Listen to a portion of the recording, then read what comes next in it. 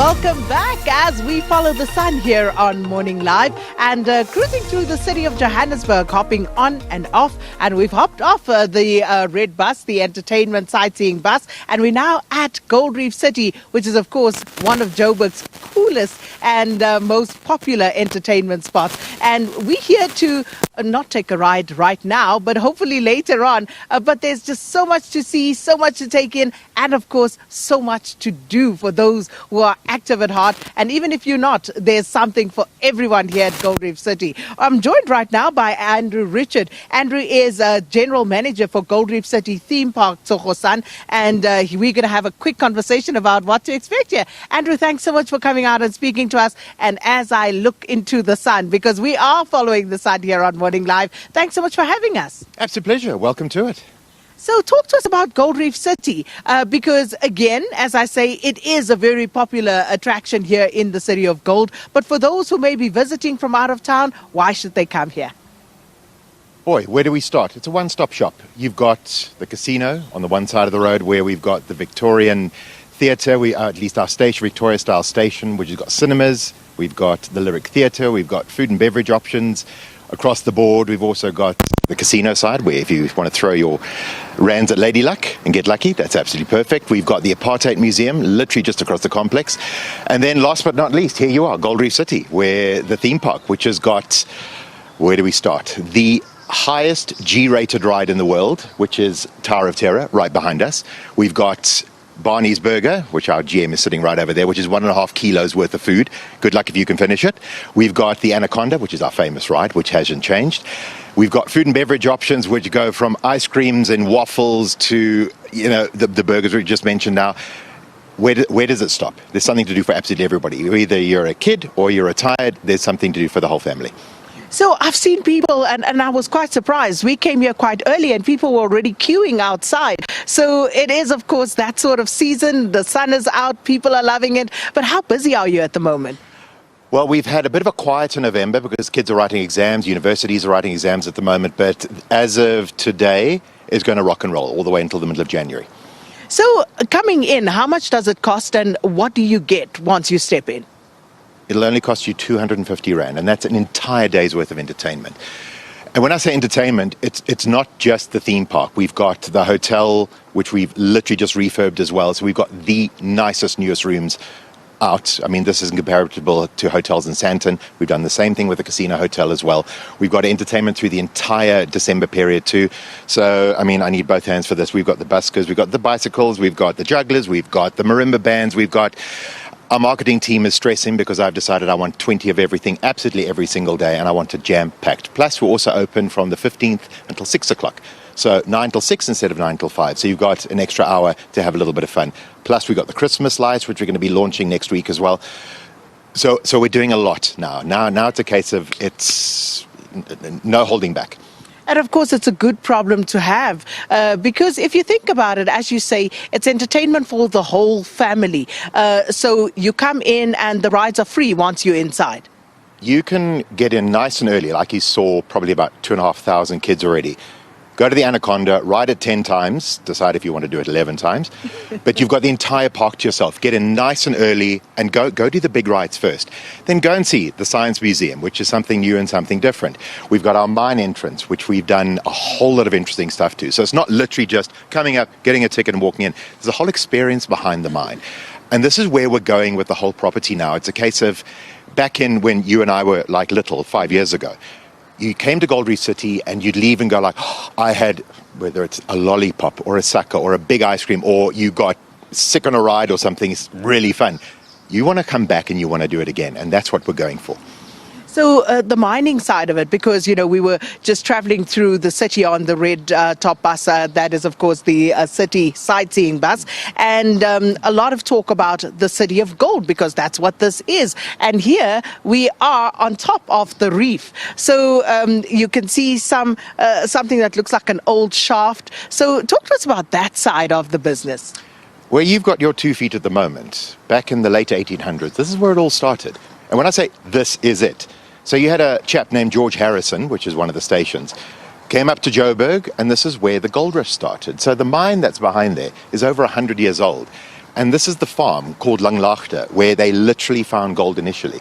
So the history behind it is extremely important. This is where our heritage tour and the gold tour goes hand in hand with the school syllabus. Because there's also, the schools still go through that though, because it's part of Johannesburg, it's part of the history. So this is what we do, and this is what we like to impart on the kids in school as well. So once they've done the tour, they know exactly who, where Joburg came from, where it was named after, the three people that might have been named, who George Harrison was, the Struben brothers, etc., etc. And gold mining, etc., how it built Johannesburg to where it is now. And then, of course, you mentioned the Apartheid Museum, which is also in the precinct. And again, the hours for that, how much does it cost to get in? What can people look forward to when they get there? Similar pricing to us as well, very, very similar. And you've got probably about 4 or 5 hours you can actually spend in the Apartheid Museum as well. It is extremely interesting. It's something you need to go and experience. If you only do it once, you'll walk out of there going, wow.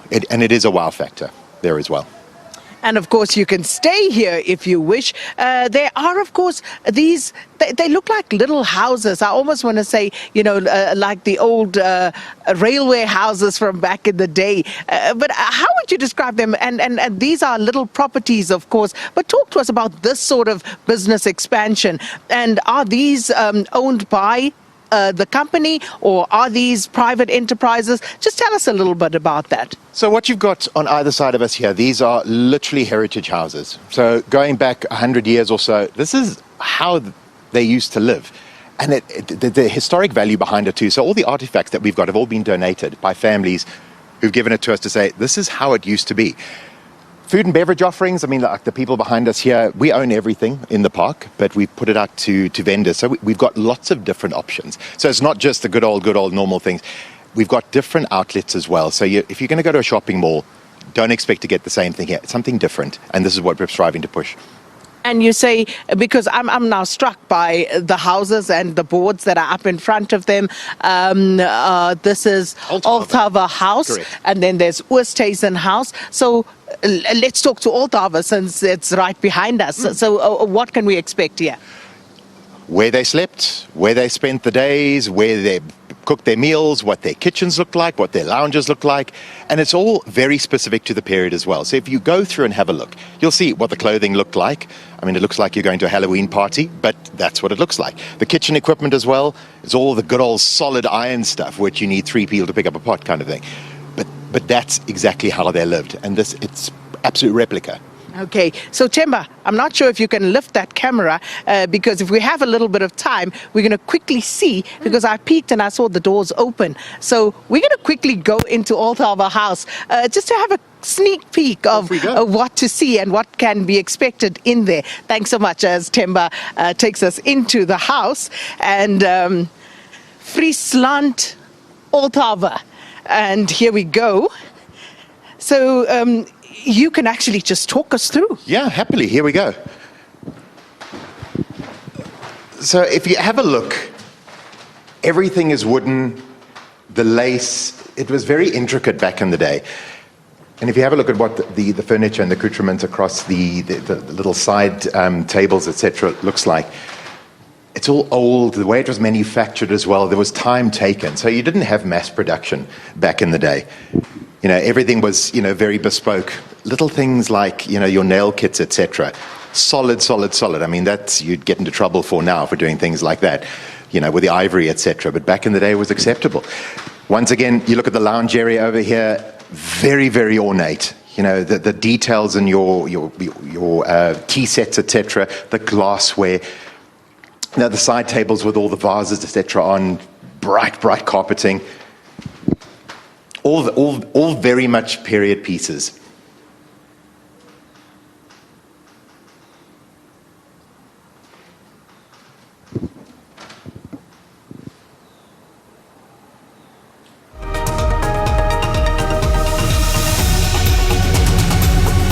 And of course, just taking a look, taking it all in, what we can see here, very ornate as we are walking through and just taking a look. So all of this has been donated by the families who lived here. Correct, that's right. They'd rather see it be a place where people can enjoy it versus sitting in a cupboard at home where it gathers dust, etc. And we've got people who come through and look at these things absolutely every single day.